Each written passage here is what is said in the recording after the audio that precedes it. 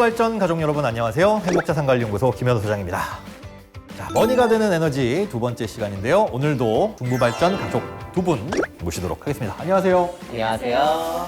지난 시간에 저희가 어디까지 얘기를 하고 이번 시간에 무슨 얘기를 하기로 했는지 기억나시나요? 지난번에는 조금 부정적인 안 좋은 얘기들을 좀 하고 마무리된 것 같은데 이번엔 좀 좋은 소식 없는지. 좋은 소식을 드리기보단 좋은 소식이 있을 수도 있다라는 말씀을 드릴 것 같아요. 그래도 한국전력이 예전에는 꽤 인기 있던 주식이었습니다. 주변에 한국전력 주식 가지고 있으면서 배당받았다라는 분 보신 적 있나요?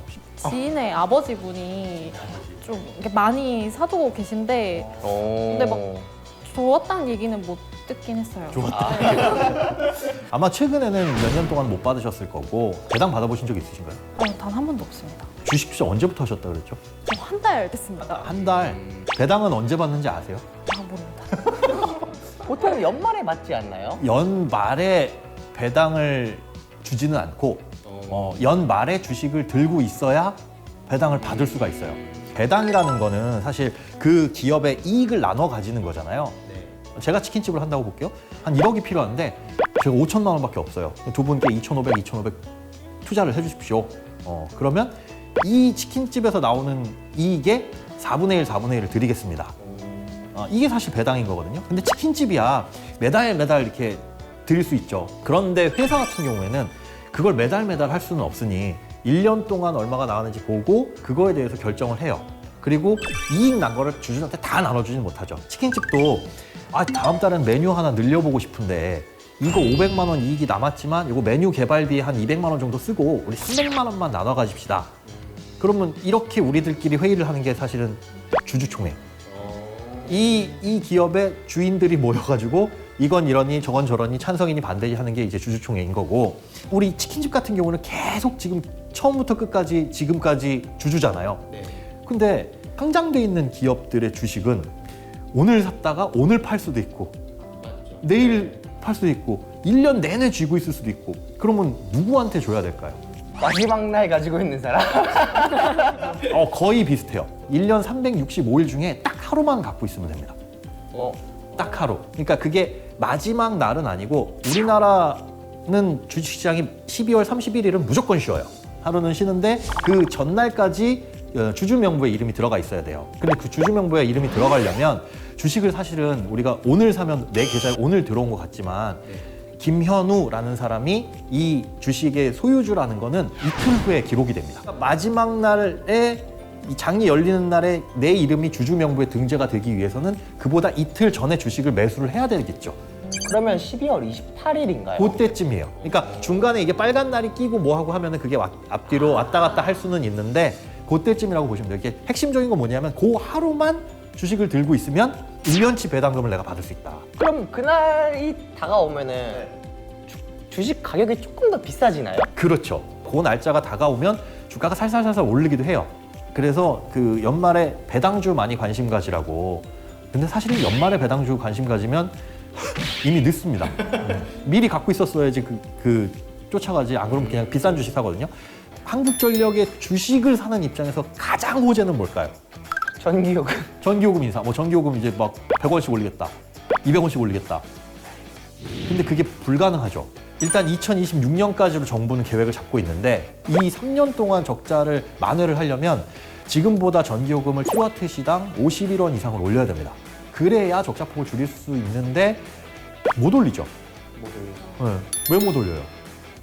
국민들 반발이 일단 너무 심할 것 같아요. 공기업이란 특수성을 갖고 있기 때문에 전기요금을 올린다고 하더라도 그 폭이 흑자를 낼 정도로 많이 올라가지는 못할 것이다. 물론 그래서 드라마틱하게 한국전력이 막 주가가 우상향하는 일은 안 벌어지지 않을까. 사실상 전기요금도 예전부터 조금씩, 가스요금도 마찬가지고 올려왔어야 되는데 늘 올린다라고 한다면은 좋은 소리를 못 들으니까 눌러놨던 게 코로나 때문에 큰 위기를 겪고 에너지 가격이 급등하면서 지금 문제가 생기기 시작한 거죠. 그러니까 전기요금 올리는 거에 대해서는 싫지만 우리는 이해하고 있잖아요.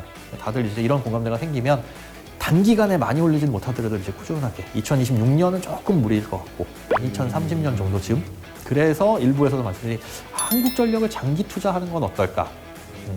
장기 투자에서 제일 위험한 거는 없어지는 거잖아요, 그 회사가. 그런데 한국전력이란 곳이 없어지진 않을 거고.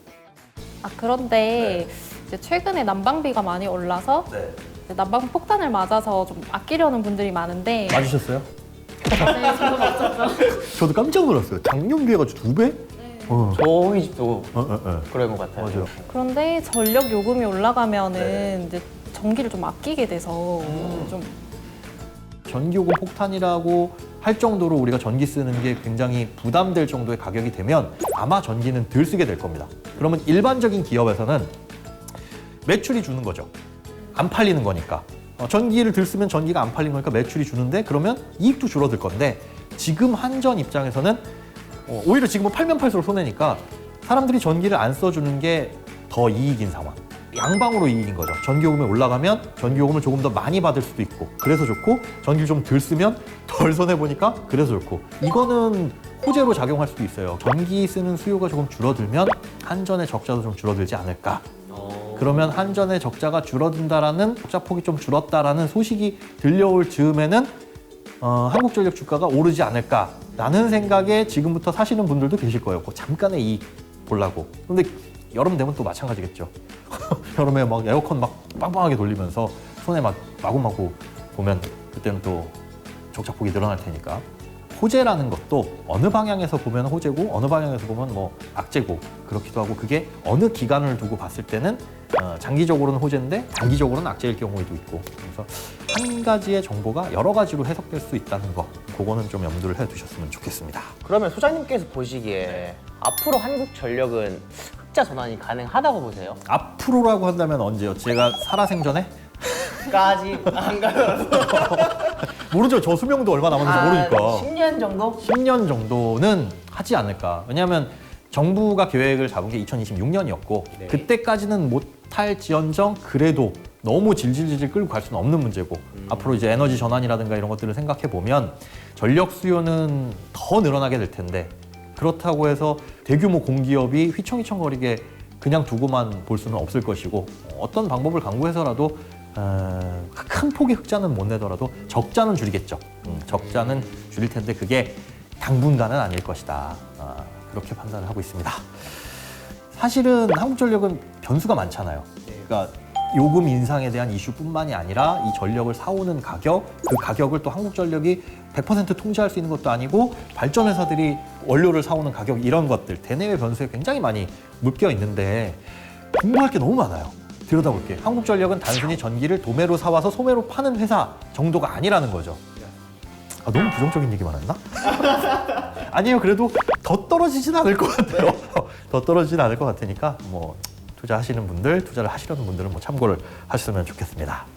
자, 머니가 되는 에너지 한국전력 주식은 오를까 어떻게 될까라는 주제로 이야기를 나눠봤습니다. 두 분 함께 하신 소감 어떠신가요? 그러니까 주가에 대한 되게 여러 가지로 검토를 해볼 수 있었던 시간인 것 같아서 유익했던 것 같아요. 저는 이제 투자는 조금 더 생각해 보는 걸로. 물려있는 건 어쩌지? 장기 투자자가 되셨는데. 네. 자, 저는 이제 차트를 이제 그림으로만 좀 그 정도 수준이었는데 조금 어떻게 할지 감이 잡힙니다.